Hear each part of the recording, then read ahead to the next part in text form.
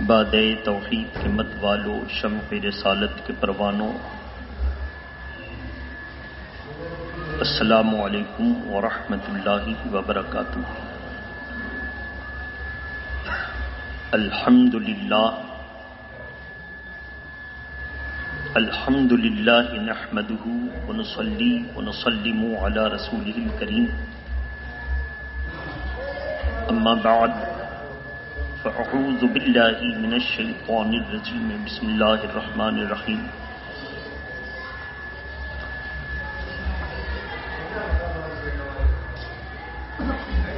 وقرنا فی بیوتکن ولا تبرجن تبرج الجاہلیۃ الاولی۔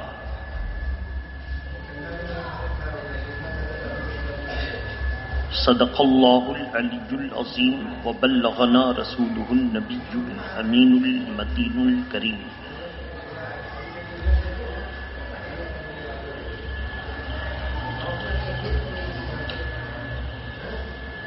طریق مصطفیٰ کو چھوڑنا ہے وجہ بربادی،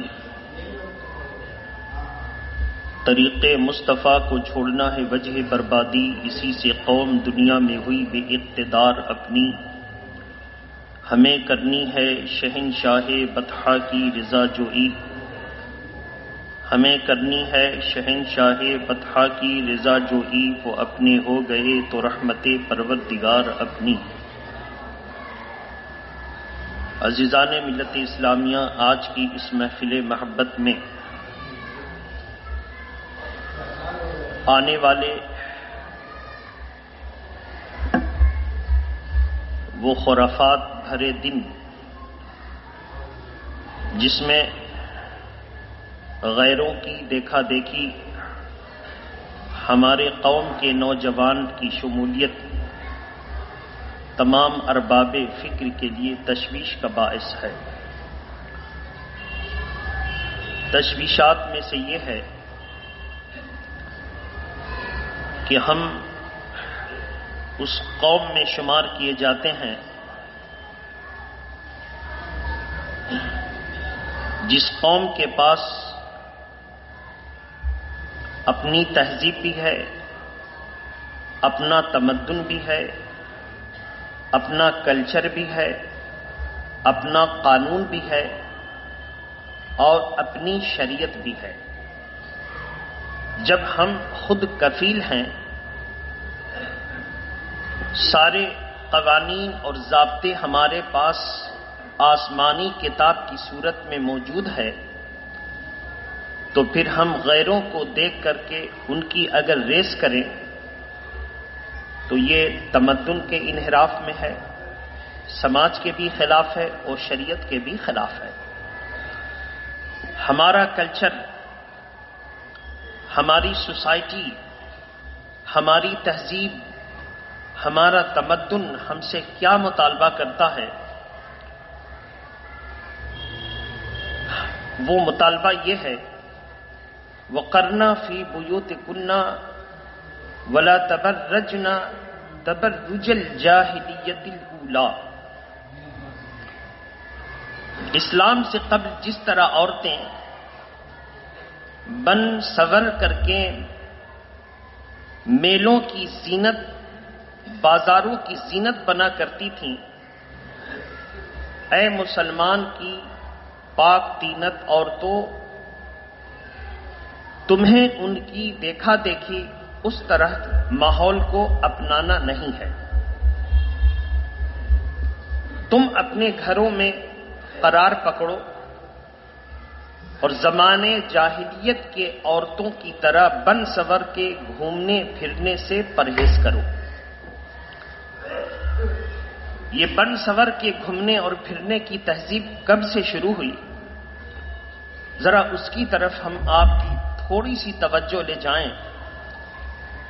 آنے والی گفتگو کو اللہ اور اس کے رسول کے شریعت کے مطابق سننے سے قبل محبت کے ساتھ درود شریف پڑھیں۔ اللہم صلی علی سیدنا شفینا حبیبنا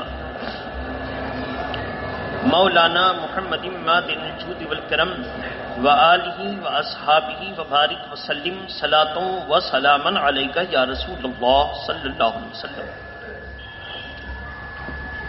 اسلام اتنا حسین مذہب ہے کہ سرکار عمر فاروق اعظم کا دور ہے. غسان کا ایک بادشاہ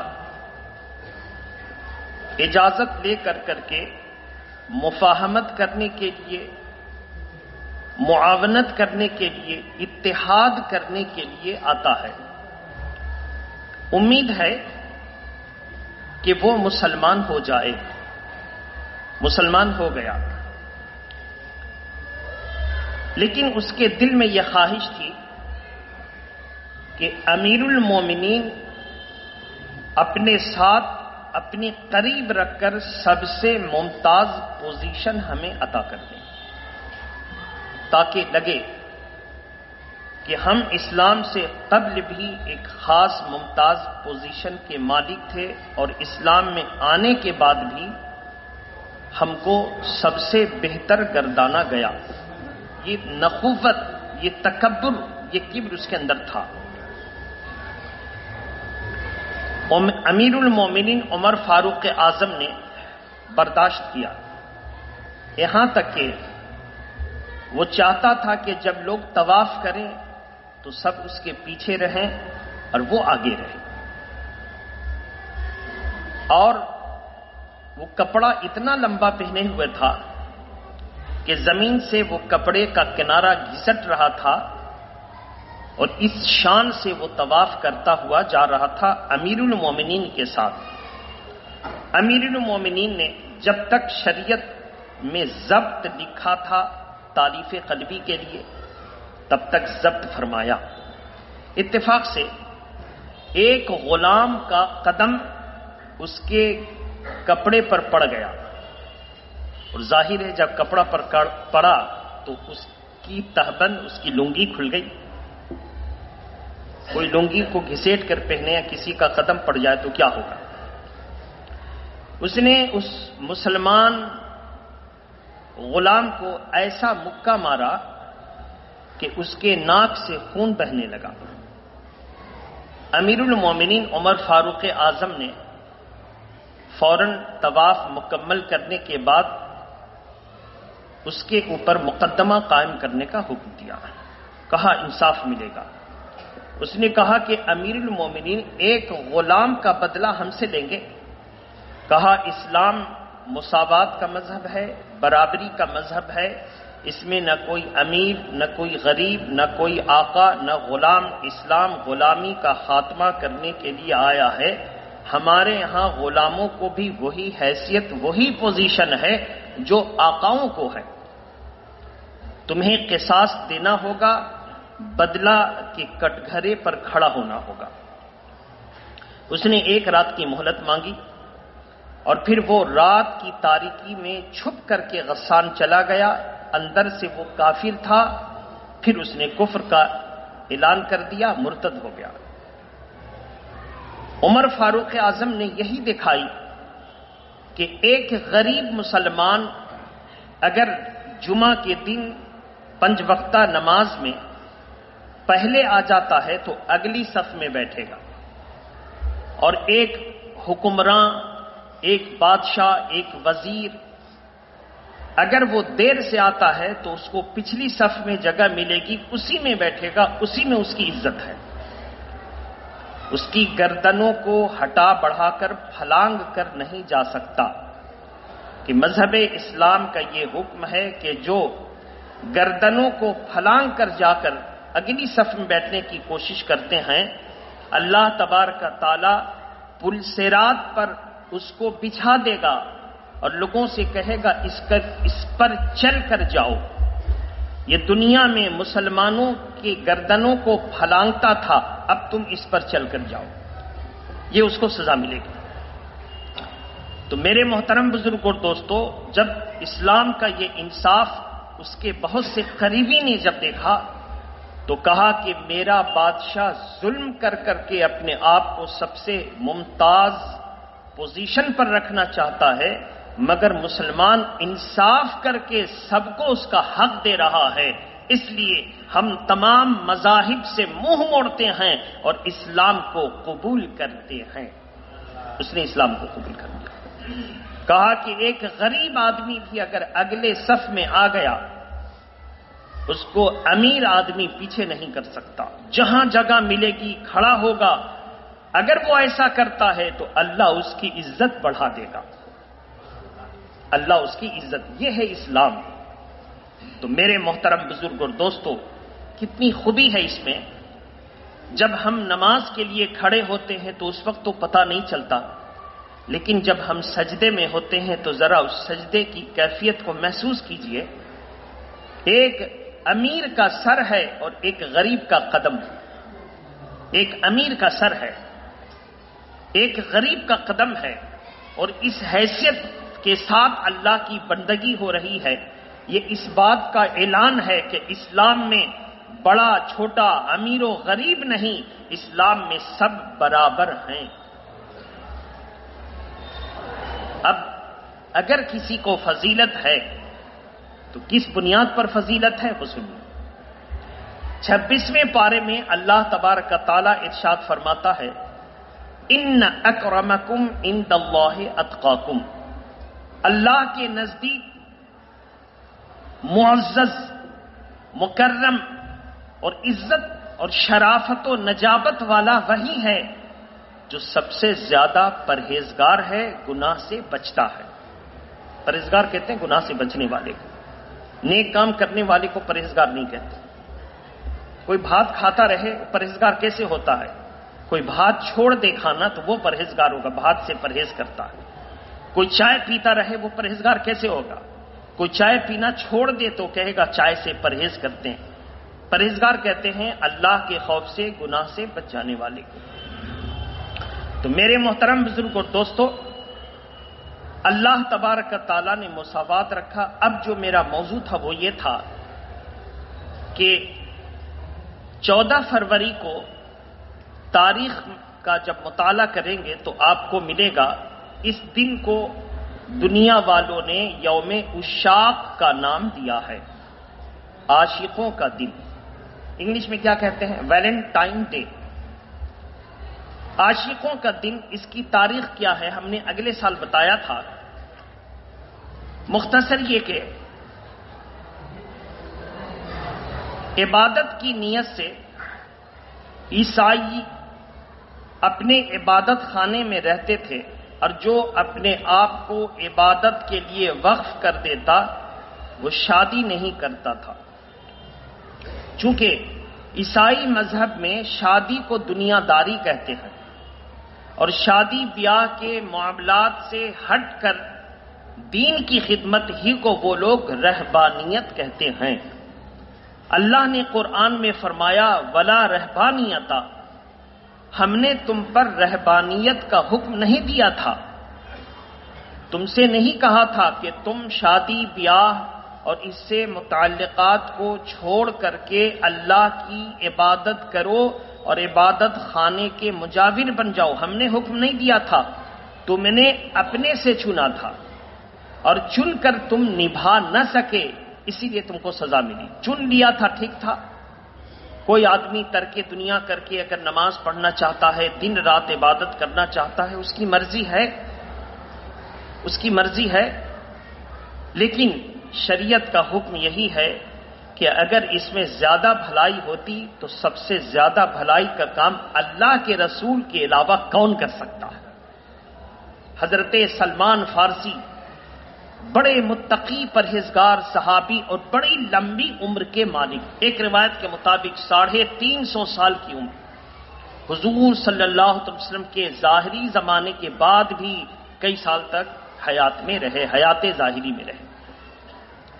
سلمان فارسی نے جب حضور سے دنیا کی خرابیوں کو سنا اور دین کی بھلائیوں کو سنا تو چند ساتھیوں کو لے کر چلے گئے اور کہا کہ کیوں نہ ہم دنیا کو چھوڑ دیں۔ ایک نے قسم کھائی، ایک نے پکا ارادہ کیا کہ ہم شادی نہیں کریں گے، اللہ کی عبادت کریں گے۔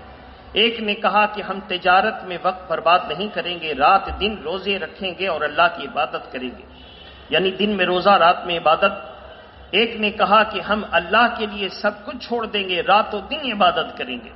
اللہ کے پیارے نبی صلی اللہ علیہ وسلم کو خبر دی گئی، یا رسول اللہ اس طرح کا ایسی سوچ اس طرح کا ایسا عمل کیا صحیح اللہ کے پیارے نبی نے فرمایا تم کچھ عبادت بھی کرو اور کچھ اللہ کے مخلوق کی خدمت بھی کرو، تمہاری جان پر بھی تمہارا حق ہے، تمہاری آنکھ پر بھی تمہارا حق ہے، تمہارے جسم پر بھی تمہارا حق ہے، اور حق یہ ہے کہ اس کو کچھ دیر کام پر بھی لگاؤ اور کچھ دیر آرام دو، اس کو راحت پہنچاؤ۔ اگر تم جو منصوبہ بندی کر کے کہتے ہو کہ شادی نہیں کریں گے، کاروبار نہیں کریں گے اور رات دن عبادت کریں گے، اگر اس میں بھلائی ہوتی تو سب سے زیادہ بھلے کا کام میں کرتا، اس میں بھلائی نہیں۔ تو کسی بھی شریعت میں رہبانیت ترک دنیا کا حکم نہیں ہے، عیسائیوں اور یہودیوں نے خود سے چنا تھا اور اس کو نبھا نہ سکے کہ ان کی کلیساؤں میں گناہ ہوتے تھے، اور چونکہ شادی نہیں کر سکتے تھے مگر گناہ ہوتے تھے، شادی بھی نہیں کیا اور گناہ بھی کیا تو اللہ کے عذاب اور عتاب میں وہ شمار کر دیے گئے۔ تو میرے محترم بزرگ اور دوستو، تو کلیساؤں کا ماحول یہ تھا کہ جتنے لوگ شادی کا ارادہ ترک کر دیتے تھے وہ دین کی خدمت کے لیے وہاں رہتے تھے اور فنڈ سے سارا ان کا خرچہ کھانے پینے کا انتظام ہوتا تھا۔ آگے بڑھ کر کے ان میں ایک نوجوان راہب اور ایک نوجوان راہبہ سے محبت ہو گئی۔ اس وقت کے کلیسا کا، عیسائی دھرم کا، اس وقت کے موجودہ دھرم کا قانون تھا کہ محبت اگر کوئی کر لے تو اس کی سزائے موت۔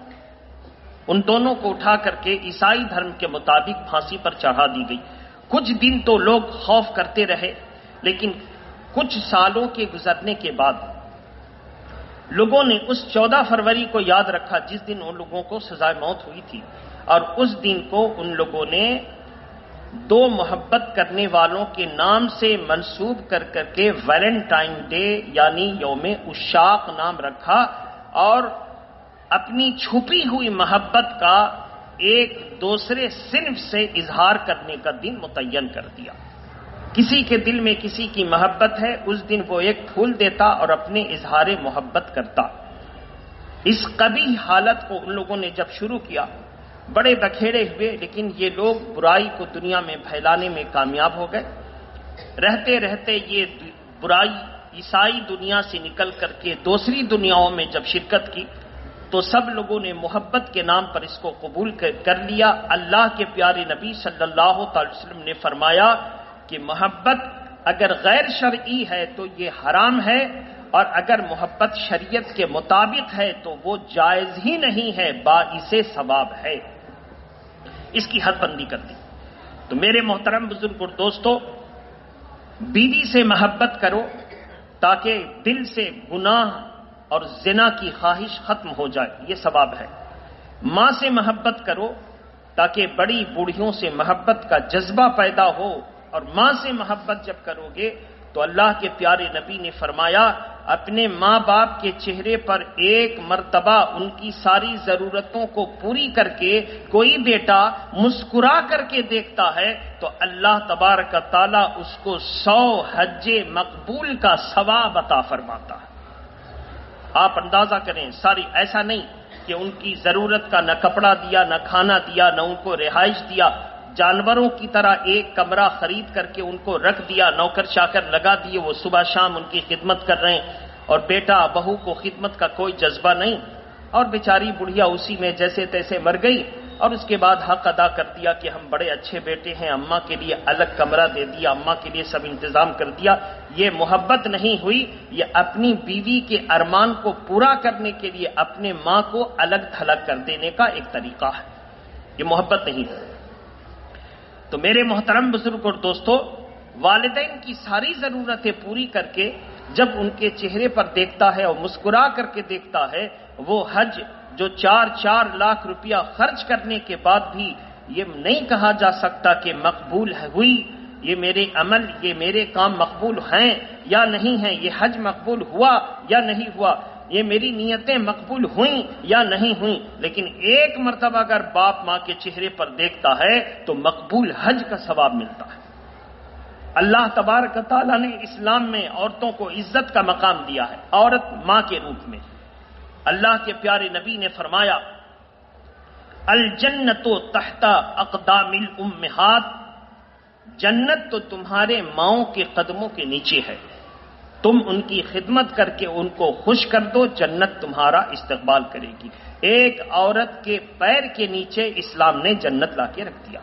عورت بحیثیت بیوی، اللہ کے پیارے نبی صلی اللہ تعالی علیہ وسلم فرماتے ہیں، قرآن مجید کی آیت کریمہ پڑھ کر، وعاشرہن بالمعروف، چوتھے پارے کی آیت کریمہ ہے، فرمایا کہ جب کوئی شوہر اپنے بیوی کے حقوق ادا کرتا ہے اور بیوی شریعت کے نقطہ نگاہ سے اپنے شوہر کا احترام کر کے اس سے خوش رہتی ہے تو کل جنت میں اس کا درجہ بلند ہوگا۔ مرد کا درجہ بلند ہوگا تو مرد سوال کرے گا، مولا میرے کس نیک عمل کے بدلے یہ میرا درجہ بلند ہوا؟ کہا تو اپنے بیوی کے حقوق پورے کیا کرتا تھا، ان کو خوش رکھتا تھا، وہ خوش رہتی تھی تو اللہ نے تیرا درجہ بلند کر دیا۔ ایک مرد دنیا میں ایک عورت مرد کی کامیابی کا سبب بنتی ہے تو جنت میں مرد کے درجات کے بلندی کا سبب بن رہی ہے۔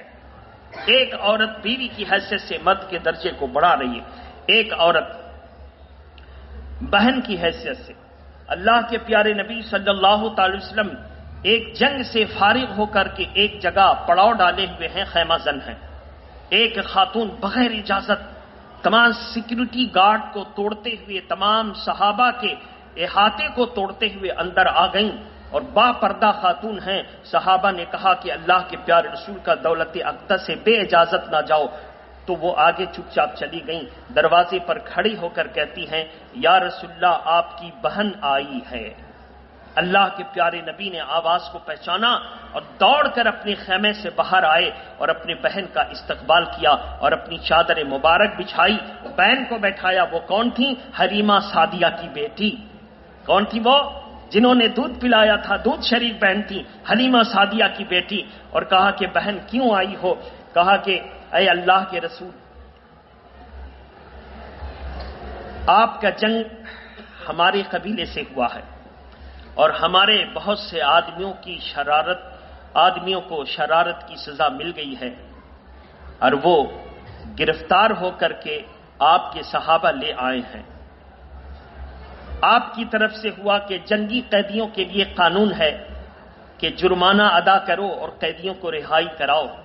ہم لوگ غریب آدمی، میرے محلے میں چندہ ہو رہا تھا کہ قیدیوں کو آزاد کرانے کے لیے جنگی قانون کے مطابق پیسے جرمانے کے طور پر دینے ہوں گے۔ شرارت ہم لوگوں نے کی، نقصان ہم لوگوں نے پہنچایا، تو اسلام نے بدلے میں امن و امان قائم رکھنے کے لیے جنگ کی، جہاد کیا۔ جہاد کا مقصد امن و امان قائم رکھنا، جہاد کا مقصد امن و امان قائم رکھنا۔ شرارت ہم لوگوں نے کی تھی کہ جب ان کا قافلہ آتا تو لوٹ لیتے، ان کے آدمیوں کو مار دیتے۔ کب تک وہ بچتے؟ ہم لوگوں کی طرف سے شرارت ہوئی، ان لوگوں نے راستے کو امن و امان میں تبدیل کرنے کے لیے ہمارے جنگجوؤں سے جنگ کی اور ہرا دیا۔ بہت قتل ہوئے، بہت کو گرفتار کر کے لے آئے۔ یا رسول اللہ، جن کو جو سزا ملنی تھی مل گئی، لیکن ہم لوگ غریب آدمی چندہ کہاں سے کریں؟ میں نے اپنے قبیلے والوں سے کہا ہے کہ وہ میرے بھائی ہیں۔ وہ لوگ حیرت میں کہتے ہیں، بھائی کا لفظ کیوں استعمال کیا؟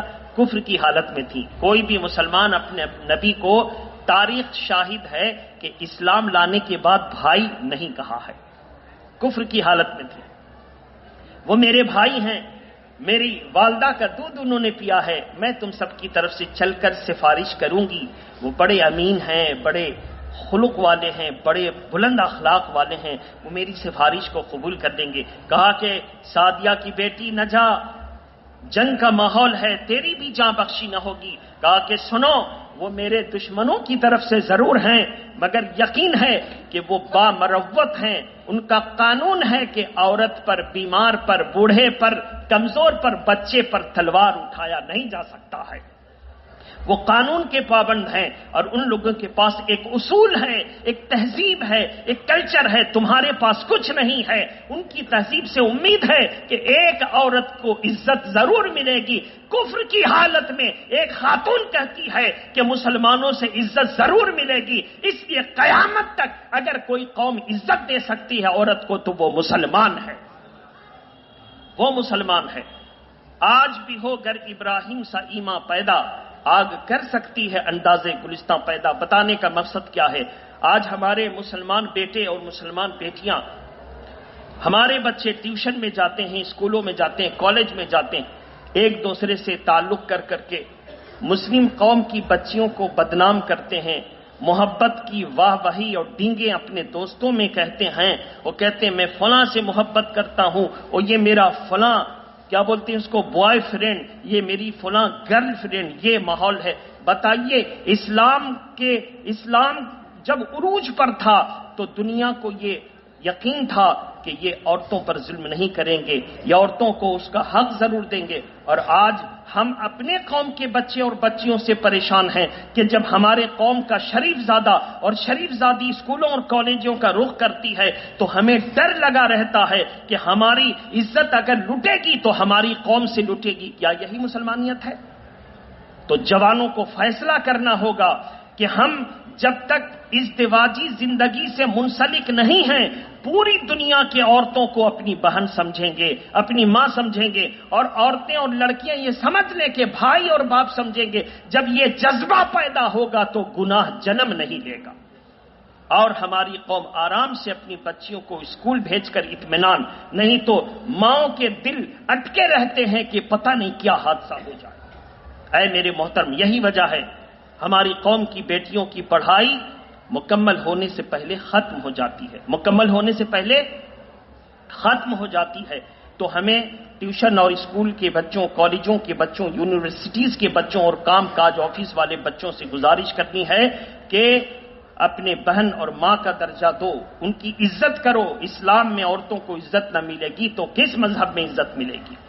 ان لوگوں نے جب دیکھا، اس کو ذرا ہم مکمل کر دیں میرے محترم بزرگ اور دوستو۔ تو بہرحال وہ اللہ کے پیارے نبی ان کو لے گئے، خیمے میں بٹھایا، چادر بچھا دی، کہا یا رسول اللہ ان سب کو آزادی عطا فرمائیں، جو پیسے لینا میں بعد میں دے دوں گی۔ اللہ کے پیارے نبی کی آنکھوں میں آنسو آ گئے، کہا بہن اگر تو پوری زندگی مانگتی تو میں دے دیتا، ہر کچھ دے دیتا۔ بہن کن کن کو آزاد کرنا ہو، جن کو کہو گی ان کو بھی کریں گے اور جن کو نہ کہو گی ان کو بھی کر جاؤ۔ میری بہن آئی ہے میرے گھر میں، اس کے آنے کی وجہ کر اس کے قبیلے کے سارے لوگوں کو آزاد کر دو، آنے کی وجہ کر آزاد کر دو۔ اسلام میں بہن کا عزت دیکھا آپ نے؟ اسلام میں بہن کی یہ حیثیت ہے کہ وہ ایک مذہب میں نہیں ہے، لیکن اللہ کے پیارے نبی نے دودھ کا لحاظ رکھتے ہوئے اپنے بہن کی وجہ سے ہزاروں لوگوں کو عزت عطا فرما دی۔ اور جو لٹیرے قافلہ کو لوٹ لیتے تھے، سزا کے مستحق تھے، میرے آقا نے معاف کر دیا تو خود نہ تھے جو راہ پر اوروں کے ہادی بن گئے۔ کیا نظر تھی کہ مردے کو مسیحا کر دیا، کفر کی حالت میں تھے تو یہ مردے تھے۔ جب آزادی ملی تو کہا اے حلیمہ کی بیٹی اب کہاں جائیں؟ چلو پاس میں کہیں پر اگر نہر ہے، پاس میں کوئی پانی ہے، کہیں پر تو نہا لیتے ہیں، غسل کر کے چلتے ہیں، اور چل کر کے اس باوقار نبی کے قدموں پر سر رکھ دیتے ہیں اور کہتے ہیں جب دشمنوں پر اتنا کرم کرتے ہو تو غلام بن جائیں گے تو کتنا کرم کرو گے۔ سب لوٹ کر کے واپس آئے تھے کفر کی حالت میں، عدل اور انصاف دیکھا، مہربانی دیکھی تو ایمان سے سرفراز ہو کر لوٹ گئے۔ آج بھی ہو گر ابراہیم سا ایمان پیدا، آگ کر سکتی ہے انداز گلستہ پیدا۔ عزیزان ملت اسلامیہ، میں اپنی گفتگو یہیں پر ختم کرتا ہوں۔ آپ سے میری ایک گزارش ہے، میری والدہ مرحومہ کا 40واں ہے کل بروز سنیچر 13 فروری کو۔